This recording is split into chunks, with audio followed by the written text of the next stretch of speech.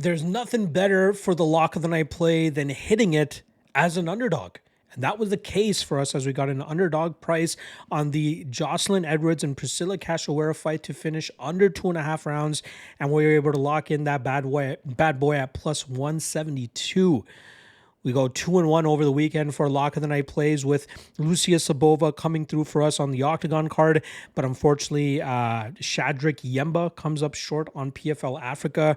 So again, we go 2-1, but given the odds that we had on the UFC lock of the night play, we do profit. So that now brings our yearly record to 41-25 for plus 6.29 units and a 2% ROI, where way removed from the big hole that we found ourselves in a couple months ago, and now working close to that 50 unit goal that I have for the year. Slowly but surely getting there. I'm not going to change my style to try to get there. I'm not going to chase or take unnecessary risks. I'm just going to look for the spots that I feel most comfortable and weigh the odds against it and then pull the trigger from there. All right. I'm giving you guys 3 candidates for the lock of the night play for UFC 319 here. Only one of them will be the official lock of the night play. I've already posted it a couple days ago on the lock of the night Patreon page, so you can either take a guess in the comment section below on what it is, or just hop on the lock of the night Patreon page and jump in on the fun and try to continue this crazy streak that I've been on with lock of the night plays. All right. Let's get right into the candidates. First candidate up is going to be Michael Venom Page, who comes in at minus 190 as he goes up against the Killer Gorilla Jared Cannonier. I think this is a great matchup for Page to showcase his slick striking approach, just as he did against Kevin Holland and even in his last matchup against Shara Magomedov, handing the previously undefeated fighter the first loss of his pro career. But that's Venom Page's game. This guy just treads around at distance, utilizes the range very well, and counters effectively with his speed and accuracy, which often causes opponents a lot of issues.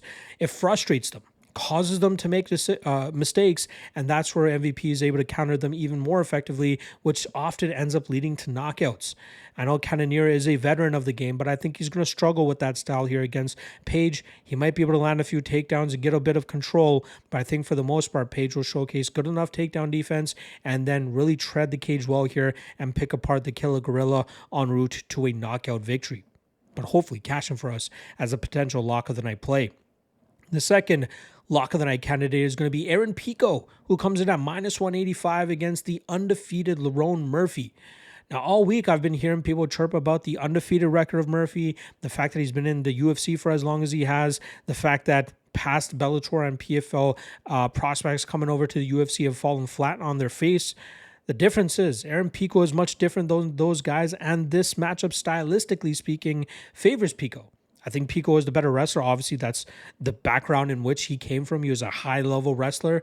His hands have really come together as well, throwing with big shots, mixes in kicks very well, stalks his opponent, utilizes good range management, cuts off the cage very well. And even with Lerone Murphy's mobile style of striking, I think he's going to struggle to get off on enough effective damage from his back foot.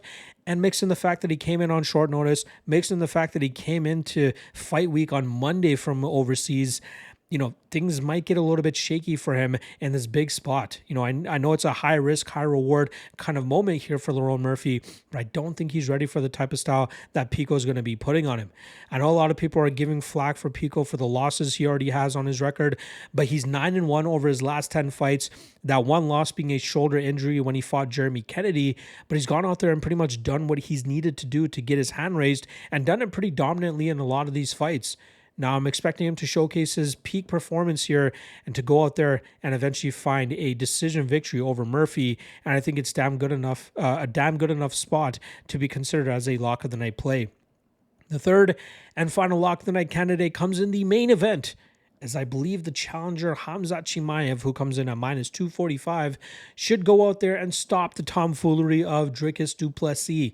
Now, du Plessis, known as the best worst fighter of all time, is undefeated in the UFC, has won the title, obviously. I believe defended it twice now against Israel Adesanya and Sean Strickland, but he's not faced somebody like Khamzat Chimaev, who will put the pace and pressure on him immediately with a smothering grappling approach, and I think that will eventually lead to Chimaev getting that submission finish within the first 2 rounds. I know du Plessis is very dangerous, especially with his strength and physicality and his athleticism. has really gotten him out of some bad spots in the UFC, but he's not fought somebody like Chimaev who can keep him in those bad spots. Sure, this might get a little bit shaky should we get into the third, fourth, and fifth rounds, but I don't think we're going to get there. I think Chimaev finds that finish, finds that choke, finds that submission, and gets Du Plessis out of there within the first 2 rounds, and hopefully catches for us as a potential lock of the night candidate. There you guys go. Top 3 candidates for UFC 319 for the Lock of the Night play. You can find it on the Lock of the Night Patreon page or try to guess it in the comment section below. All right.